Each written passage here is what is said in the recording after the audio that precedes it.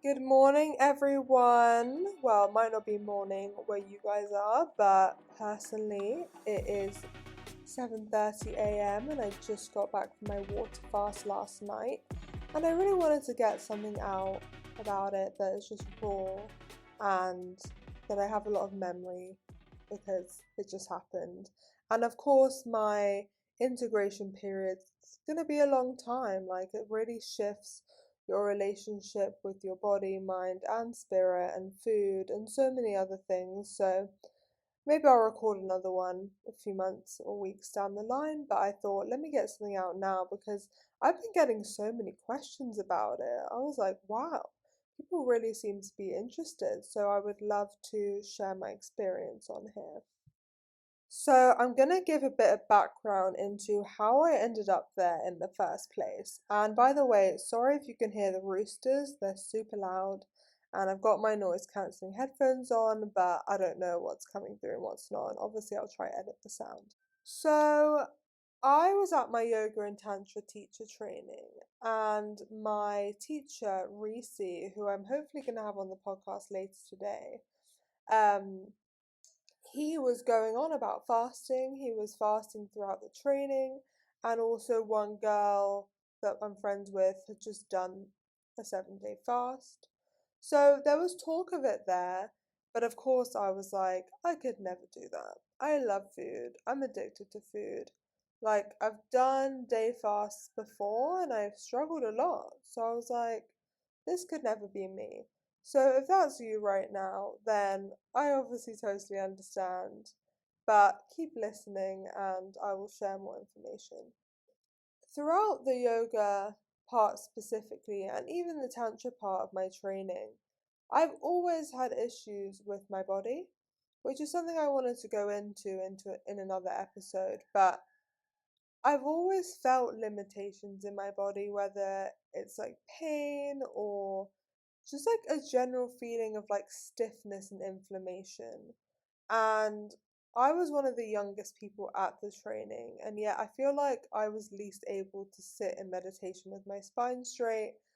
I was in a lot of pain a lot of the time. I won't go too much into it, but in yoga we have the niyamas, which are practices that build up one's character correctly. And one of them is sosa, and that's cleanliness. So it's all about cleansing your body in different ways through breath, through fasting, and this applies to both internal and external cleaning. And my teacher also discussed the idea of a really, really messy house, which is our body that needs to be cleaned out in order to allow anything new to come through, in order to allow any changes. We need to clean out our houses, our temples. And, I've never, I haven't been super unhealthy, like I was good enough, like I was living fine, but it's in our nature to want to elevate ourselves. And I felt like my body was really a place where I needed to start. And that became really clear to me in the training. And I had a lot of limiting beliefs around it for a long time, like, oh, this is just me, like, this is my weak point. My teacher told me, like, Talia, like, before you even can really be like trained properly in yoga, you need to go do a fast. And I, of course, was like, no, I can't do that. Like, that's too hard for me. He said, no, it's easy. You can do it. And then one of my friends was like, let's go do it. And I love this friend of mine. So I low key just wanted to hang out with her. And I don't know, I kind of just blindly signed up because basically next to where our training was, there's a sacred waterfall. And we went there for an afternoon on one of our days off. And I met the woman who runs the fasting there, and she gave me her number.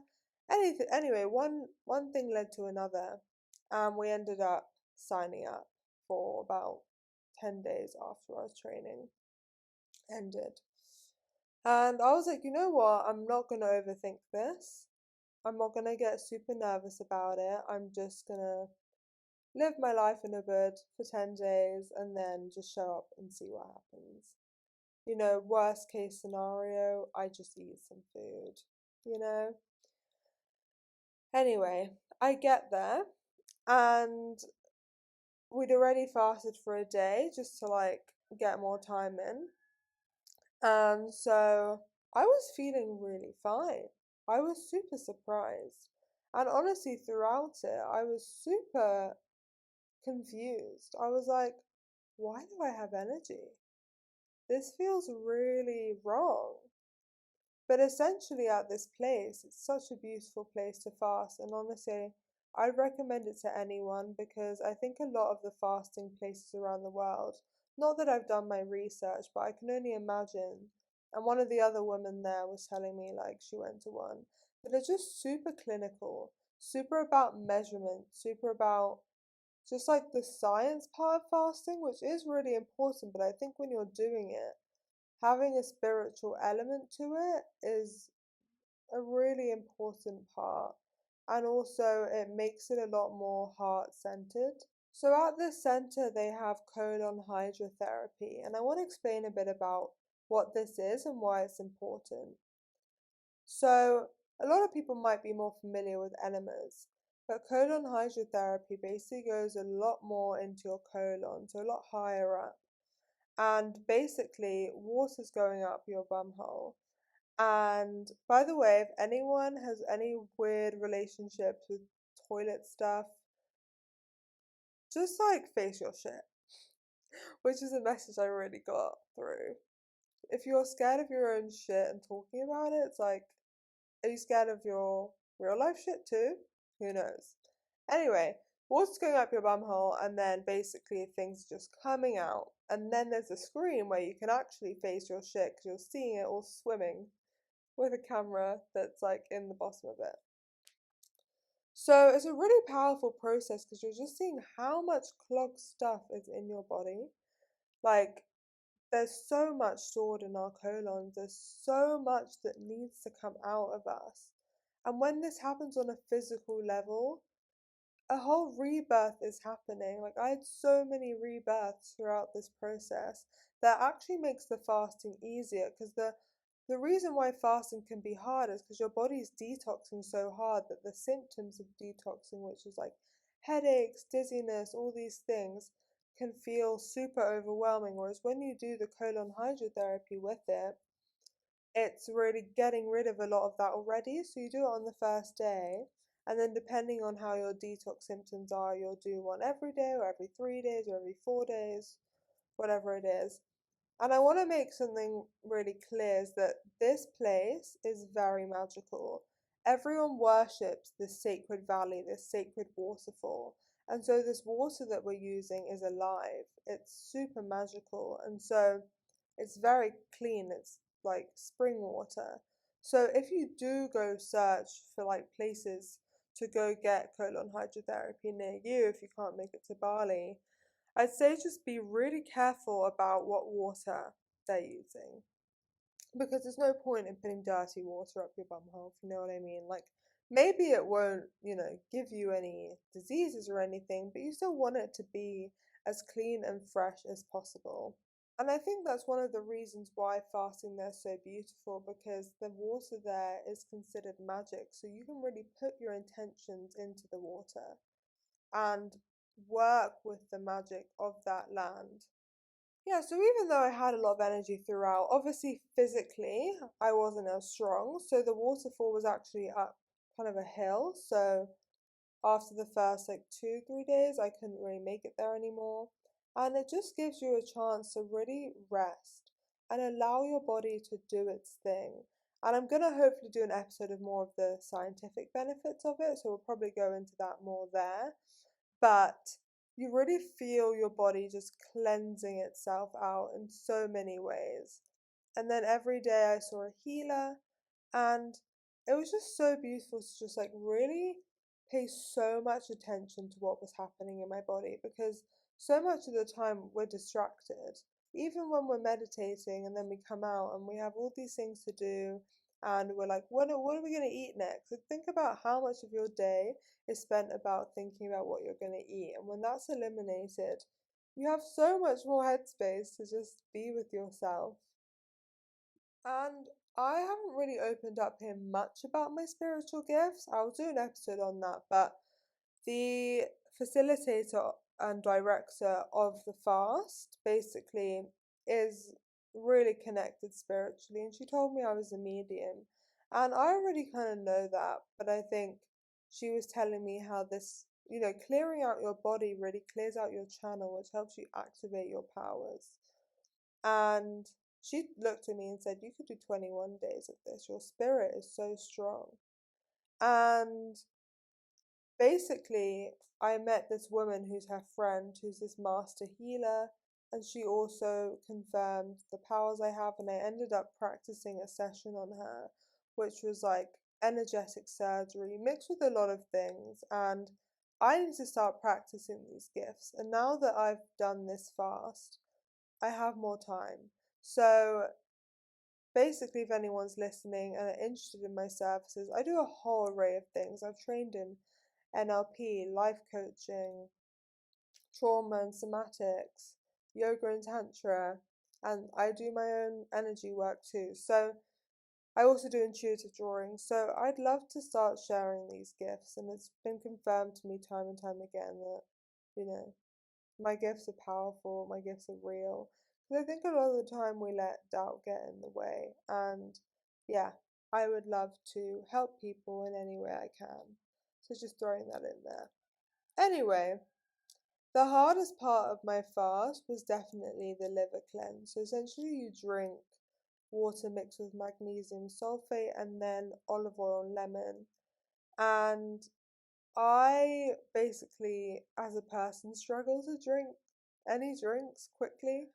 So it was a lot for me. And then basically, you have stones moving that soften throughout the fast, but then get released from your liver.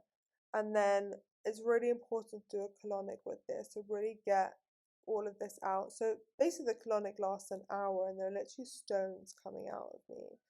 And that was just really illuminating, like to see, even at my age, how much is stuck in our bodies, how much toxins that are causing so many of our diseases and lower our immunity. Like, there's just so much to it. And I think it was just so eye opening for me. I fell more deeply in love with my body. I also, another part of it is just that I showed myself I could do something I thought I could never do. And I think we're all a lot stronger than we think we are, and you don't know until you try. So that was a really powerful lesson for me, for my Sankalpa, just for my own personal strength. Another thing I wanted to talk about is human design. So there was a human design reader there who mentioned that a lot of the times we have an idea of what our diet should be like based on society. 3 meals a day, avoid this, avoid that. But he said, actually, according to your human design, if you don't know what human design is, I've spoken about it in many episodes, and I'm hoping to do a fuller episode on this, but it basically combines lots of different traditions to basically give you such a complete understanding of your unique design, what makes you different to everyone else. Essentially, a diet, human design can tell you what ways to eat are best for you. So I actually got a reading done on this, and it was so illuminating. I was told where to make my decisions from in terms of for food. So that's my inner vision. I was told that I don't need to eat regular meals, that I should just go by how I feel. I can eat whatever I want, but just really like feeling into it. And then actually I eat better in silence. I digest better in silence, which I kind of knew because whenever I go to loud restaurants, I'm like it's hard for me to focus on my eating. So yeah, it was just really powerful to learn that. So that could be something that you guys look into. But all of it is about just like listening to you. And also it told me that fasting is really good for my human design. So I just want to say that fasting isn't for everyone, but I think look into your human design and just if you are feeling an interest from what I'm saying, like that could be an indication that it might be something you try, and you can build it up so it can be 24 hours, intermittent fasting, 36 hours, 72 hours. And I think obviously my environment made it a lot easier because everyone was fasting. I was in nature, like I was guided. So doing it in your normal life is a lot harder. So I would encourage you to go on a retreat and do it if you want to do something a bit longer. Another great resource is Fast Like a Girl by Dr. Mindy Pelt, because fasting has been quite a popular thing and it hasn't really covered the differences between fasting as a woman and fasting as a man. So in this book, it talks about when the optimal times to fast are based on our cycles. So I think if you're a woman listening to this, that's a great resource, but generally speaking, day 16 to 19 of your cycle and like somewhere around the ovulation period is the best time to do a longer fast. I also want to make something really clear. It's really important to really watch your intentions with this, because obviously it can't be from a place of like self-hatred, and it really needs to be a place of the intention of like love for your body. Yes, maybe you want to have physical changes, but I think it needs to be from a really loving place. So really check in with yourself if you are considering doing this. Of course, you can reach out with any questions. I will be more on my phone now because that was the other thing, there was no Wi-Fi there. So I really like disconnected from normal life in a massive way. Go into this timelessness void where there's no time, there's no day, there's just being. And it's so beautiful to to have had the opportunity to do that. And then in terms of refeeding, you've basically got rid of so much in your stomach, like so much bacteria. And by the way, candida, parasites, worms, they all come out if you have them. And so many more of us have this than we think. And so, yeah, the refeeding, it is really important to do this carefully. So I'm mainly sticking to like broths and juices, and then we'll slowly integrate food back in when it feels right. But again, it's just about listening, like, what does my body need right now? Because I think so much of the time eating is something we do so mindlessly because it's just so habitual. It's like an addiction, and it's so part of our society that it's almost like we just do it way more than we need to.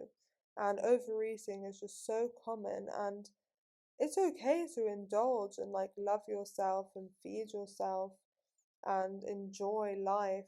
But I think it's also important to be kind to our bodies, and actually, it's a lot for our bodies to handle sometimes. So just really listen to yourself. I connect to your wisdom within, which is my podcast title. And yeah, just love yourself.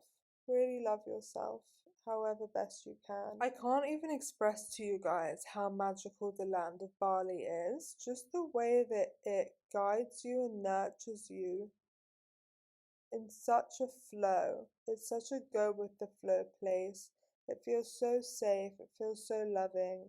And I am co-facilitating a women's erotic power retreat here in Bali from August 1st to August 6th, where I'm going to be so full of magic to share. So please get in touch about that. I'll put a link in the show notes, a link in my Instagram, and I'd love to see you there if you feel the call to be here, choosing yourself, loving yourself, and really learning tools and experiences to enhance and magnify all of that love. Thank you so much for listening and for showing interest in this journey I've been on, and for all of your support. Sorry if I haven't got back to you yet, it's just been no Wi-Fi. And so I just thought I'd get this out and just say hi, send love, and update you on my experience. Thank you so much. Bye.